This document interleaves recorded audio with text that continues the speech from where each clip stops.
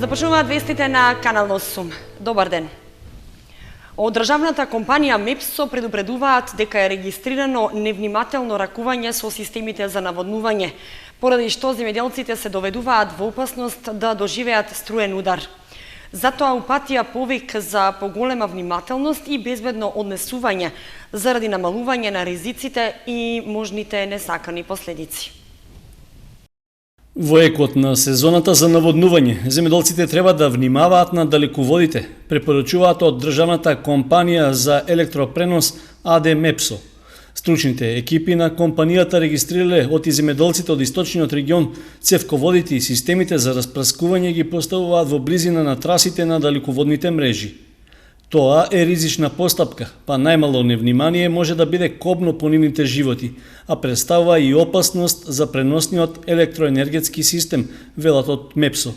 Кога ги поставуваат цевководните системи и прскалките за наводнување, никогаш да не ги поставуваат во трасите на далеководите, односно во безбедносните коридори или под самите проводни јажиња, заради тоа што се изложуваат на огромен ризик лично тие, лицата кои што се во околината, а го изложуваат на ризик и редовното и навремено снабдување со електрична енергија на електропреносниот систем.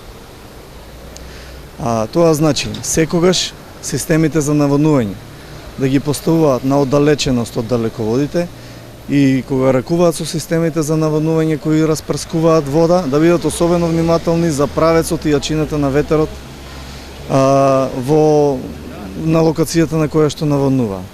Стојанов рече дека секоја година акционерското друштво Мепсо упатува апели до земјоделците, бидејќи со поставувањето на цевките за наводнување во близина на далеководите се загрозува и системот, а можат цели градови, болници и производствени капацитети да останат без електрична енергија. Во изминатите неколку години ваквите кампањи имале ефекти и за среќа немало инциденти во кои била нарушена безбедноста на луѓето или на електропреносниот систем. Стојанов исто така апелираше земјоделците по завршувањето на жетвата на јачминот и пченицата да не ги палат страништата во близина на далеководите. Поради високите дневни температури, источниот регион од државата влезе во портокалова фаза. Од управата за хидрометеоролошки работи најавуваат мало освежување за деновите од викендот. Топлиот бран продолжува во текот на целата оваа недела, со што источниот регион постојано го држи во предупредувачка фаза. Сончевото и многу топло време, што во последните 2 дена се искачи над 40 степени Целзиусови, беше причина за од жолта да се премине во портокалова фаза. Според известувањето од управата за хидрометеоролошки работи, Македонија деновиве е под влијание на многу топла воздушна маса, поради што метеоалармот укажува од подрачјето е преминало границата на предупредувачка жолта во повисока портокалова фаза, односно ниво 2. До 4 август продолжуваат да важат препораките на надлежните за заштита од високите температури и УВ индексот што се движи околу 9. Според претходно објавените владини одлуки, од работни обврски се ослободуваат бремените жени и хронично болните над 60 години. Програмата на Обединетите нации, Центарот за справување со кризи и Заводот за рехабилитација на деца со оштетен слух и говор изготвија серија кратки информативни видеоспотови со информации како полесно лицата да се заштитат од разни природни непогоди. Носење светла и лесна облека, консумирање полесна храна се вообичените препораки од лекарите, а педиатрите советуваат имунизацијата на децата да продолжи, но да се врши во предпладневните часови.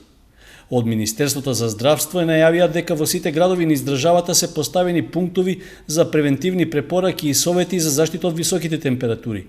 Пунктовите функционираат секој ден во периодот од 18:30 до 21:30 часот, при што ќе се врши мерење на крвниот притисок и ќе се даваат совети за превенција од топлото време и за здрав начин на живење.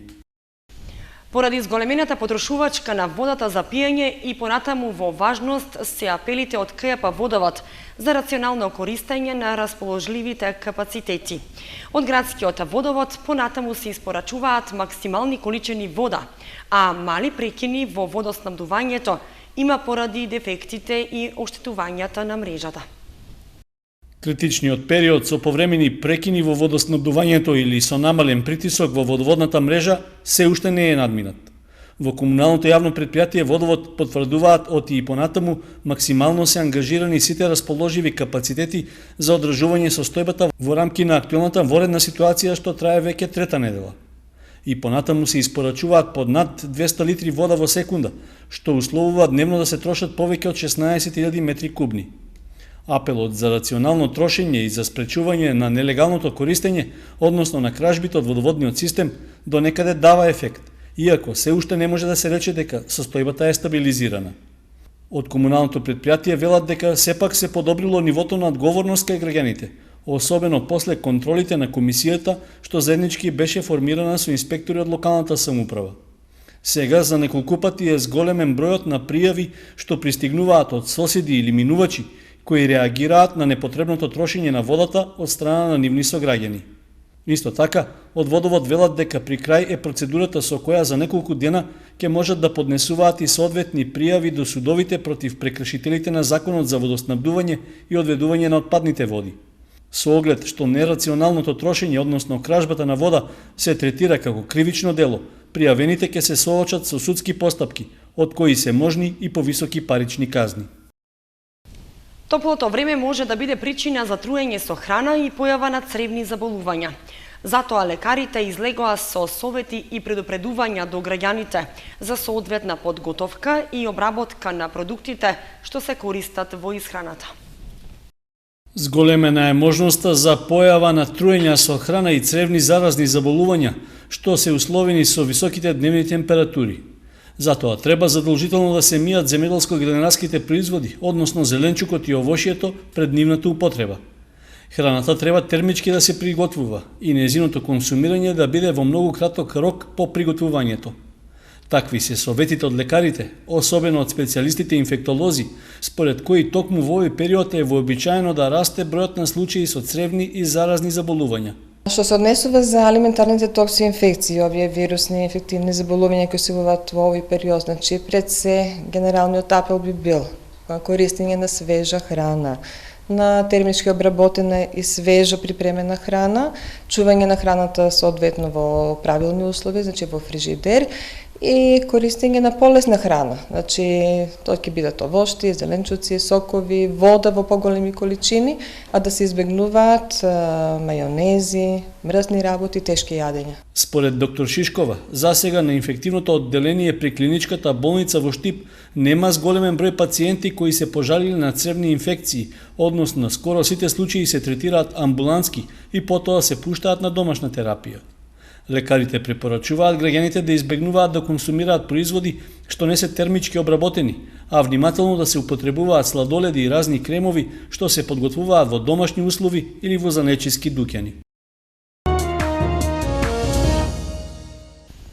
Да се замине во странство и работи напорно за подобар живот или да се остане дома и да се живее поскромно.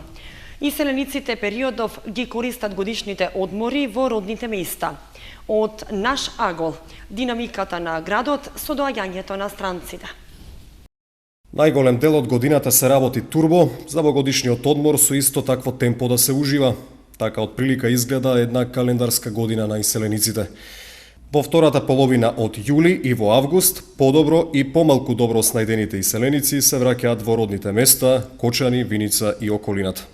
Доаѓањето на, како што со локален сленг се вели, странците донесе поголема раздвиженост во градот, но и поголем инпут за трговците. Кочани во ниту еден период од годината не пулсира со толкава живост како сега. Угостителите задоволно тријат раце, а истото се однесува и на бутикџиите, златарите, парфимериите. Пицериите, кафеаните, дискотеките и кафулињата се полнат се повеќе секоја вечер, а така ќе биде се до крајот на август.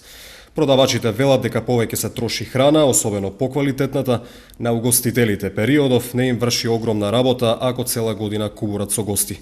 Разубавени и возниот парк во градот, секој според можностите кои во нелошиот случај се подобри од македонските. Тие кои добро се интегрирале во западните општества, возат луксузни джипови и автомобили, најчесто со швајцарски или германски регистарски таблички. Оние кои се во странство подолги години или се родени таму затоа што родителите им се иселиле уште во раните 90-ти или не зборуваат или имаат потешкотии со зборувањето македонски. На традиционалистите и националистите име да се грижат за исчезнувањето на идентитетските особености. Иако најголем дел од иселените се поголеми патриоти и од овдешните. Во Кочани речи си да нема семејство кое нема роднини во странство. Трендот не стивнува, затоа што така наложуваат условите. Камбаната на црквата во Градец доби ново звоно во очи на големиот национален празник Илинден. Звоното е донација од иселеници од Швајцарија. Жителите на некогашното турско село Градец конечно за Илинден ќе го чујат звукот од камбаната. Вработените во комуналното јавно предпријатие Солидарност го поставија новото звоно донација од иселениците во Швајцарија, иако на располагање се ставиле и други граѓани кои го купиле и транспортирале звоното од Италија. Црквата која се градеше цели 14 години, уште од почетокот со своето хортикултурно уредување, имаше одлични услови постепено да прерасне во маркантен објект на православието на истокот. Веќе 4-та година таа за Илинден ги собира верниците од Виничко на служба и црковен ручек. Од осветувањето во 2011-та, за 4 години фреско живописот е речиси завршен. Останува изградбата на салата за крштевки, а летниот период веќе се закажани и неколку свадби. Во селото Градец до почетокот на 60-тите години од 19-тиот век живеело исклучиво турско население, а правото православно македонче е родено 1957 година.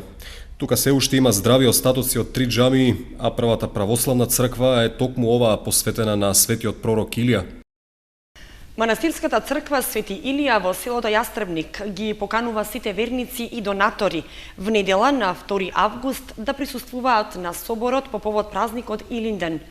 Патот до Јастребник е расчистен и прооден.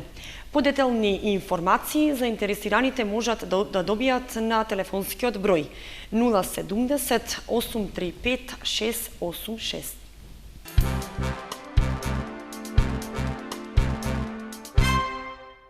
Богат викенд со повеќе содржини во аквацентарот во Кочани. Викенд програмата почнува в четврток навечер. Тропските горештини не стивнуваат, што значи дека сезоната е во шпицот и нема причини за застој. По дискотеката Аква на прагот е уште еден содржаен викенд. Програмата започнува од четврток навечер, кога на базенот е предвидено ноќно капење со звуците на DJ Оли или по-конкретно Latino Explosion и текила забава.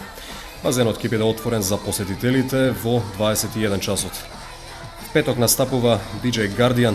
За централната саботна вечер пак е најавено гостувањето на популарната српска турбофолк и поп звезда Милица Тодоровиќ. Во недела напладне, најмалите повторно ќе се забавуваат со кловнови и аниматори. За возрастните, пултот во вечерните часови во клубот повторно ќе биде резервиран за DJ Оли, а на репертуарот е маки, ексју музика со пијалоци по промотивни цени. Во ресторанот Аква в четврток и петок настапува Summer Band, в сабота се Академци Бенд, а в недела настапува групата Джумбуш.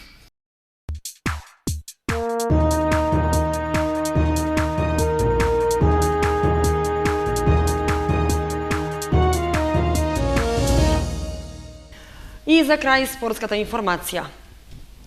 Општината доделува награди за најдобрите шахисти на Илинденските игри во Чешиново. Турнирот се одржа во вторникот, а признанијата ќе бидат врачени во петок.